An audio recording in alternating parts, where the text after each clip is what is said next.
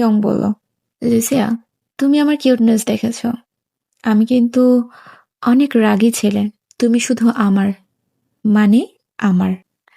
Hello lovely people, আমি সাদিয়া, আর আজ আমি শোনাবো আমার লেখা ধারাবাহিক গল্প সেলিব্রিটি লাভার থিয়ং মাই হাজব্যান্ড পর্ব 25।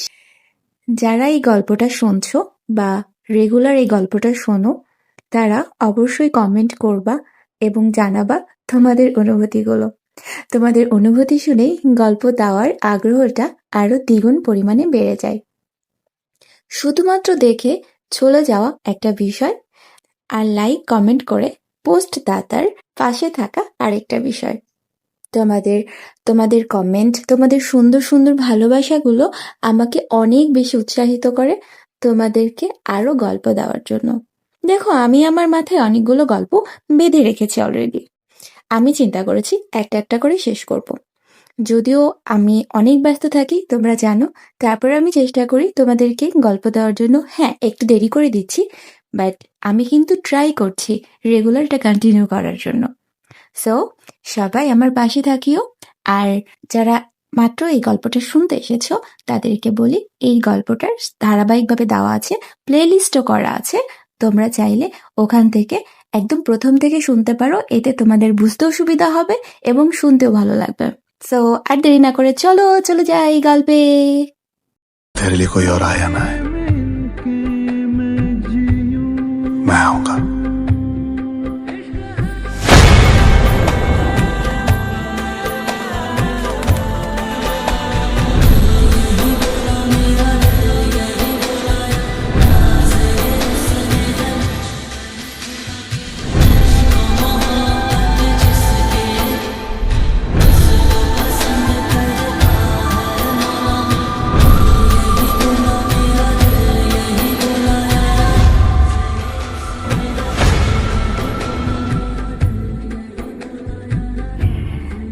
জিমিন খেয়াল করে থিয়ংয়ের ভিতরের অস্থিরতাটা।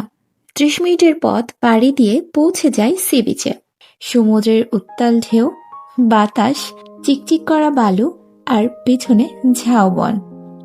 পরিবেশটা বেশ মনোরম, খুবই সুন্দর লাগছে। থিয়ং বাস থেকে নামে। লুজিয়াদের বাস এসে দাঁড়ালে সবাই বাস থেকে নেমে পড়ে। থিয়ং সবার মাঝে লুজিয়াকে খুঁজছে। একসময় সে লুজিয়াকে পেয়ে যায়। লুজিয়া নেমেই থিয়ংকে খুঁজতে লাগে। বিটিএস এর সব মেম্বাররা আছে, কিন্তু সে থিয়ংকে দেখছে না। থিয়ং বাসের পিছনেই দাঁড়িয়েছিল। থিয়ং যখন দেখে লুজিয়া তাকে খুঁজছে, তার মজাই লাগছিল। লুজিয়া পিছনে তাকাতেই থিয়ং আড়ালে লুকিয়ে যায়। লুজিয়া থিয়ং এর হাত দেখতে পায়। সে বুঝতে পারে সে বাসটার পিছনেই লুকিয়ে আছে এবং তার সাথে লুকোচুরি খেলছে। এর ভেতরে নিশি আসে। নিশি বলল, কিছু খুঁজছো? লুজিয়া একটু জোর কণ্ঠে বলল, হ্যাঁ, অ্যালেক্সকে খুঁজছিলাম। তুমি অ্যালেক্সকে দেখেছ? নিশি বলল, আমি তোমার সামনে দাঁড়িয়ে আছি, তুমি এত জোরে কথা বলছো কেন? লুজিয়া বলল, ও সরি, আমি কি জোরে কথা বলে ফেলেছি? নিশি বলল, আমি জানি না ও কোথায়, হয়তো সামনে আছে। লুজিয়া বলল, ওকে, তুমি যাও, আমি দেখছি। হ্যাঁ। লুজিয়া চলে যেতেই থিয়ং মুখ ফুলিয়ে সামনে এসে দাঁড়ায় এবং লুজিয়ার হাত ধরে বাসের পিছনে নিয়ে যায়। থিয়ং বলল, তুমি আবার শুরু করেছো? লুজিয়া বলল, লুকোচুরি কি আমি খেলতে বলেছি? থিয়ং মুখের ললিপপ নিয়ে হাসে এবং লুজিয়ার ঠোঁটে আঙ্গুল দিয়ে আলতো করে স্পর্শ করে। চোখের দিকে তাকিয়ে বলে, আমার জানটা আমার চোখে হারাচ্ছে, দেখতে আমার খুব ভালো লাগছে। বলে লুজিয়া ঠোঁটের দিকে এগিয়ে আসে। লুজিয়া কিছুই বলে না, সাথে সাথে নিজের চোখগুলো বন্ধ করে ফেলে। থিয়ং মুখ থেকে ললিপপ বের করে লুজিয়ার ঠোঁটের উপরে সেটা রাখে। লুজিয়া তাকাতেই আলতো করে ঠোঁটটা সে ললিপপের সাথেই রাখে, যেন দুজনের ঠোঁটের মাঝে ললিপপটা বাধা হয়ে দাঁড়িয়েছে। থিয়ং এর চোখগুলো লুজিয়ার নজরকে বন্দি করে রেখেছে। লুজিয়ার হার্টবিট যেন এক্ষুনি বের হয়ে আসবে, এত জোরে ধুকধুক করছিল। থিয়ং মুচকি এসে ললিপপটা আবার মুখের মধ্যে নিয়ে চলে গেল সেখান থেকে। লুজিয়া নিজের ঠোঁটটা নিজেই কামড়িয়ে ধরে। কি যে হচ্ছে, কি করছে, থিয়ং যেন তাকে পাগল করে দিবে এবার। থিয়ং এর ললিপপের স্বাদটা একদম স্ট্রবেরির মতো, লুজিয়া মনে মনে ভাবে, স্ট্রবেরি ছাড়া কি এরা কিছুই চোখে দেখে না? কি আজব এরা। Time skip. লুজিয়া আর নিশি হাঁটছে।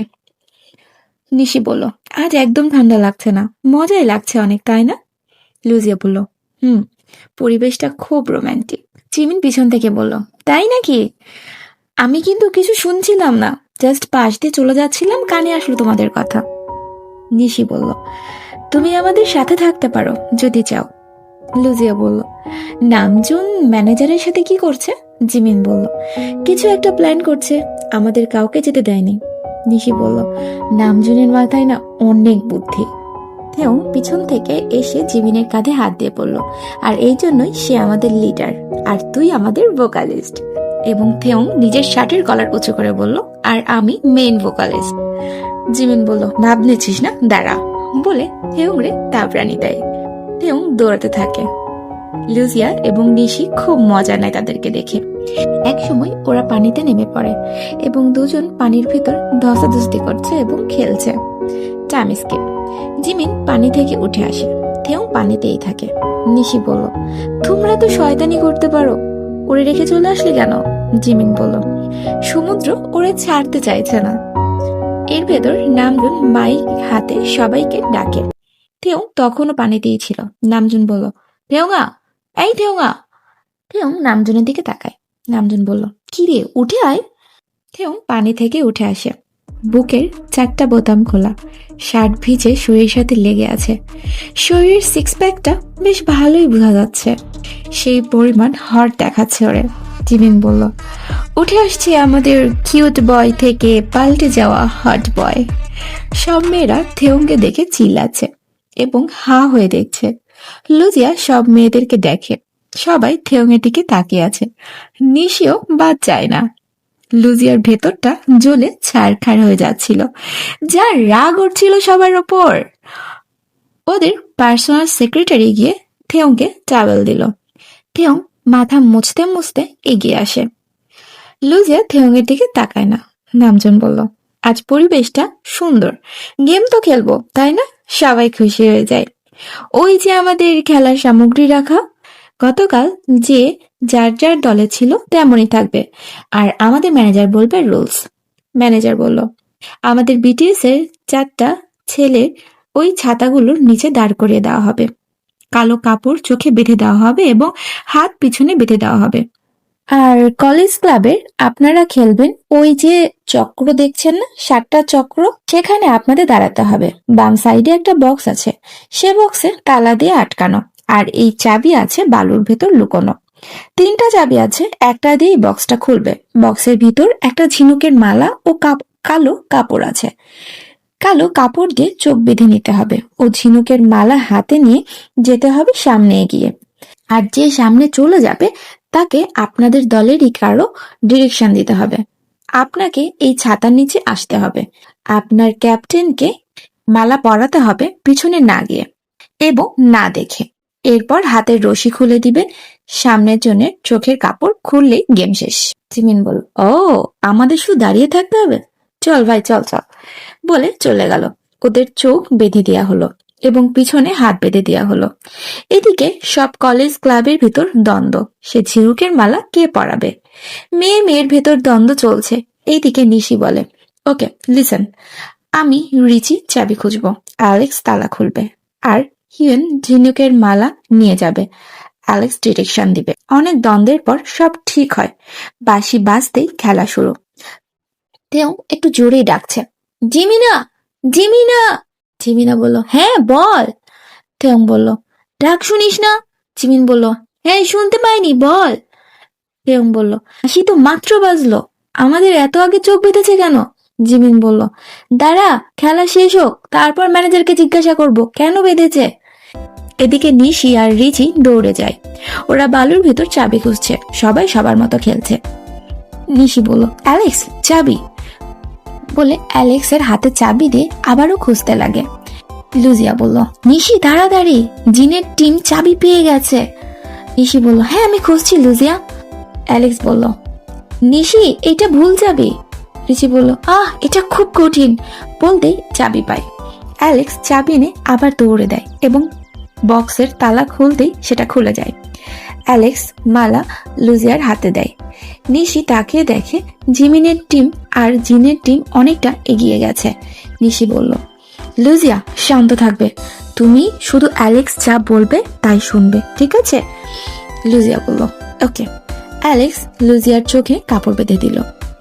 লুজিয়া মালা হাতে নিয়ে হাঁটতে থাকে। চোখে কাপড় বেঁধে হাঁটা বেশ টাফ ছিল ওর জন্য। অ্যালেক্স বলল, লুজিয়া ডানে যাও, সোজা যাও বা ডানে যাও, বামে না ডানে। কি করছো? লুজিয়া বলল, উফ, অন্ধ মানুষের মতো পথ চলা এতটা কঠিন, উপলব্ধি করতে পারছি। লুজিয়া ধীরে ধীরে এগিয়ে গেল। যেতেই হাত রাখে থেওংয়ের খোলা বুকের উপর। লুজিয়া চমকে যায়, আর থেওংও। লুজিয়া হাত দিয়ে থেওংয়ের গলা খুঁজছিল। লুজিয়া বেশ লজ্জা পাচ্ছিল। সে একটা কথাও বলছিল না। লুজিয়া বুঝছিল না সে কি করবে। লুজিয়া থেওংয়ের মাথায় হাত দেয়, তারপর ধীরে ধীরে হাত নামিয়ে গাল, তারপর নাক এবং ঠোঁটে স্পর্শ করে। থেওং শুধু লুজিয়ার স্পর্শ ফিল করে, তারপর গলায় হাত দেয়। লুজিয়া মালা পরাতে গেলে থেওংয়ের বেশ কাছে যেতে হয়। লুজিয়ার নিঃশ্বাস থেওং ফিল করতে থেওংয়ের হার্টবিট জোরে হয়ে যায়। লুজিয়া লজ্জায় লাল হয়ে যাচ্ছিল। সে চাইছিল তাড়াতাড়ি মালা পরাতে, কিন্তু হুকটা আটকাচ্ছিলই না। থেওং লুজিয়ার কানের কাছে মুখ নিয়ে এসে বলল, তুমি লুজিয়া, তাই না? লুজিয়া চমকে যায়। লুজিয়া কিছুই বলছে না। থেওং আবারও বলল, এতক্ষণ আমি ভাবছিলাম কে আসবে আমাকে মালা পরাতে। আমি গডকে বলছিলাম যেন তুমি আসো, কিন্তু আমি সত্যি ভাবতে পারিনি গড়ে আমার কথা এইভাবে শুনবে। ভালো লাগছে। লুজিয়া বলল, থেওং চুপ করো, আমি এটা এমনি লাগাতে পারছি না। থেওং বলল, আমার আরেকটু কাছে আসো। লুজিয়া কাছে গেল। নিশি বলল, লুজিয়া তাড়াতাড়ি। থেওং বলল, তুমি কি জানো তোমার নিঃশ্বাস আমি ফিল করতে পারছি। তোমার নিঃশ্বাস, তোমার স্পর্শ, চোখ বন্ধ করেও আমি বুঝতে পারি আসলে সে তুমি। লুজিয়া বলল, থেওং প্লিজ চুপ করো, আশেপাশে কেউ থাকলে। থেওং বলল, আমি জানি কেউ নেই, আর একটু কাছে আসো না। লুজিয়া আর একটু কাছে সরে যায়। থেওং বলল, হুকটা চাইছে না লাগতে। লুজিয়া বলল, থেওং খেলাটা আমি জিততে চাই। থেওং বলল, আমি কি ভাবছি বলো তো?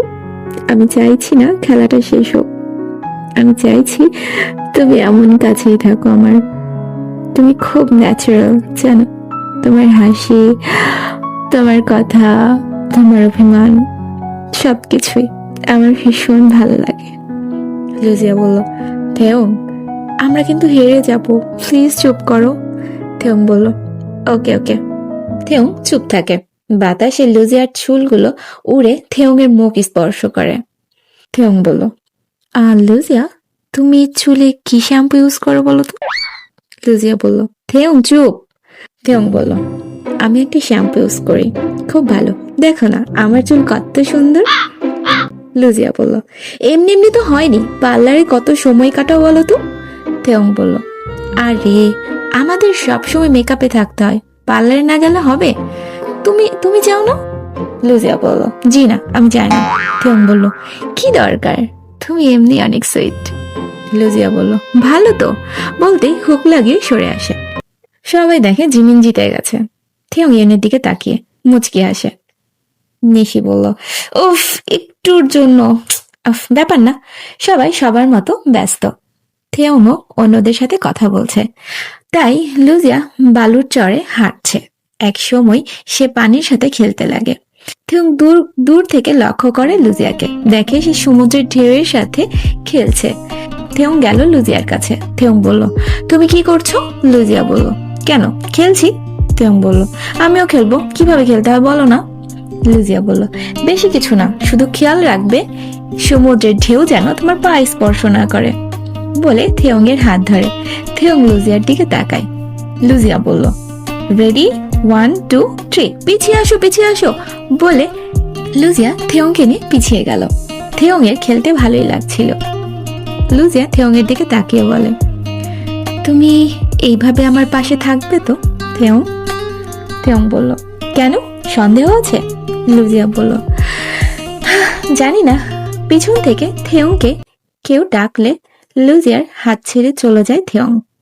লুজিয়ার ভেতরটা যেন মোচড় দিয়ে ওঠে। সে সমুদ্রের দিকে তাকিয়ে বলে, লুজিয়া বলল, হে আল্লাহ, আমি থেয়ংয়ের কাছ থেকে আর আলাদা হতে চাই না, কারণ আমি আমার মন তাকে সঁপে দিয়েছি। আমি আর চাই না সে আমার কাছ থেকে হারিয়ে যাক। লুজিয়া গিয়ে বসে থাকে একা একা।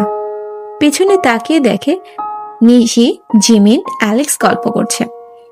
লুজিয়া বসে বসে বালুতে নিজের নাম লিখে। হুট করে পিছন থেকে থেয়ং এসে লুজিয়ার নামের পাশে নিজের অক্ষর লিখে। লুজিয়া মুচকি এসে তাকায়। থেয়ং বলল, আমি তোমাকে ছেড়ে কখনো যাব না।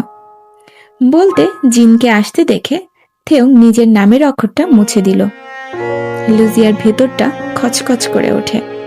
জিন বলল, হে লুজিয়া, তুমি তো অন্য দেশের, কেমন লাগছে আমাদের দেশ?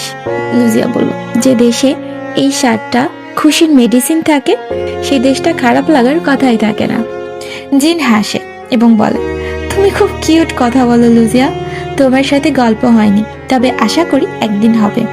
বলে চলে গেল সেখান থেকে। থেয়ং এদিক ওদিক তাকায় দেখে কেউ নেই। থেয়ং বলল, লুজিয়া আসো, বলে হাত ধরে ঝাউবনের দিকে নিয়ে যায়। ওরা গাছের আড়াল হয়ে যায়। লুজিয়া বলল, এইখানে কেন?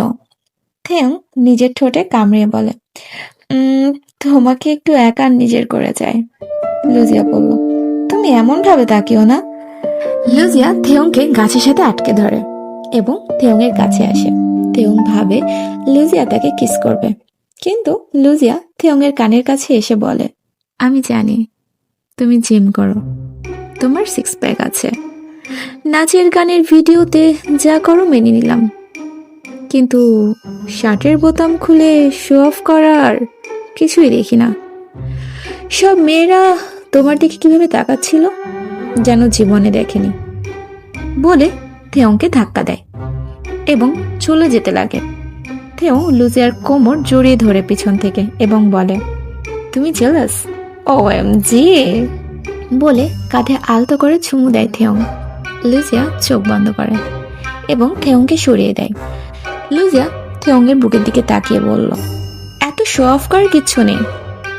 থেয়ং বাঁকা হাসি দিয়ে বুকের বোতাম লাগায় আর বলে, আমি একদম সেলিব্রিটি ম্যাডাম। লুজিয়া বলল, আচ্ছা, আমি অ্যালেক্সের কাছে গেলাম। বলে যেতে থেয়ং লুজিয়াকে হেঁচকা টান দিয়ে চেপে ধরে এবং ঠোঁটে কিস করে। লুজিয়া থেয়ংকে সরানোর চেষ্টা করে কিন্তু পারে না।